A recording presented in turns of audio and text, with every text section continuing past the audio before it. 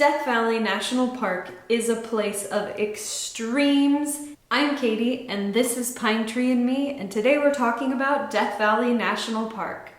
It is the hottest, driest, lowest national park in the United States, and it is also the largest national park in the lower 48. Death Valley National Park is the hottest place in the world.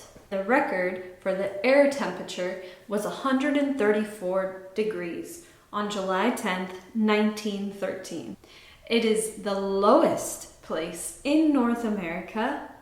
It is also the second lowest place in the Western Hemisphere. Badwater Basin is 282 feet below sea level. Death Valley National Park is the driest place in North America. It gets less than 2 inches of rainfall annually. It is comprised of over 3.4 million acres, or 5,270 square miles. Only Alaska's parks are bigger. It is bigger than the states of Rhode Island and Delaware put together. It is huge, and it takes a very long time to go from spot to spot to spot driving in the park. The large majority of it is in California, with little sections in Nevada. Death Valley National Park gets over 1 million visitors annually. About 1/5 to 1/4 of the park's visitors come in the summer. Summer temperatures in Death Valley National Park can easily reach over 120 degrees. I personally never cared to see Death Valley in summer. Living in Southern California, we get hot enough weather in the summer that I don't need to see even hotter weather. The name Death Valley is a warning, because people do die in Death Valley. Take that seriously. The weather can fluctuate from their lowest record of 15 degrees at night in January to 134 degrees in the summer. That is a swing of 119 degrees. With those extreme temperature variations, you can be worried about both hypothermia and heat stroke. Both can cause death. Death Valley. Let's talk about the fact that it is the largest park in the lower 48. I mapped the route of Death Valley to some of the most popular spots, and I did it from 4 different locations: Las Vegas, Pahrump, Nevada, and Baker, California, and Lone Pine, where we stayed in California, because I want you to see how much just driving to these hot spots takes for a round trip. So if you are staying in Lone Pine, or if you're staying in Vegas, how long it actually takes you just to do that drive. And then, depending on the season that you go, how much daylight you have to actually hike or explore these areas is very small. We visited Death Valley National Park in January. The first day that we explored Death Valley, we came from the south and went up past Trona. It was around 4 p.m. We saw some salt off in the distance in Trona. We then entered the park and took pictures at the sign. We turned left at the junction and then watched the sunset colors at Father Crowley Vista Point. We spent the night in Lone Pine, and then the next day we left around 9:15 a.m. We stopped at the Eastern Sierra Interagency Visitor Center, and then we headed into the park. This direction driving was one of my favorite views of the park. Just look at that road and those mountains. We arrived at Mesquite Sand Dunes around 11:30 a.m. We visited the Devil's Golf Course, and we walked around the formations. We spent some time at Badwater Basin. Of course, you have to take pictures with the iconic sign that you are below sea level. And We walked our way out until we could see the octagonal pattern of Badwater Basin, as you can see in the photos there. Badwater Basin, an ancient salt lake that evaporated.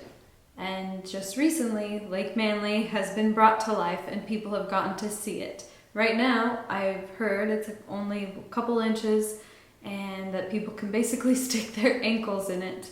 But it's making for some really cool reflections at sunrise and sunset or night sky. If you're going right now, cool.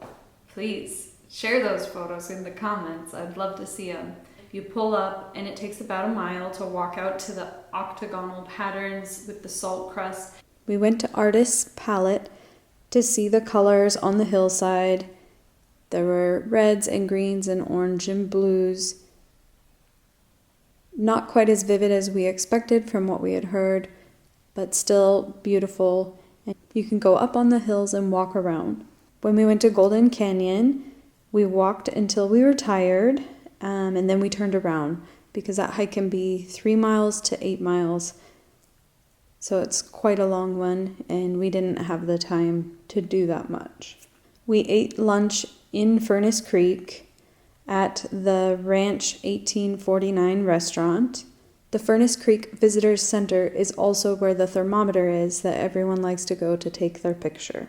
We drove to Zabriskie Point and overlooked the Badlands and the Salt Flats and just saw all the ridges at the point. Then we drove up to Dante's View, and with the wind and the elevation, we needed our jackets again after having to definitely dress down at Badwater Basin from all the heat we were experiencing and how hot it was there. And then we drove out of the park as night fell. Death Valley National Park is also known for their night skies and also wildflowers after a good rain. Some more crazy facts is as the crow flies from Badwater Basin, the elevation of -282 to California and the US 48's highest elevation, Mount Whitney, it's only 85 miles apart. The lowest and the highest. Pretty crazy. In Death Valley, you might find bighorn sheep, coyotes, foxes, rats, bats, the devil's hole pupfish, tortoise, lizard, golden eagles, and roadrunners. But also, if Death Valley isn't enough to scare you off already from the heat and the other extreme things, Death Valley also has scorpions and rattlesnakes and black widows.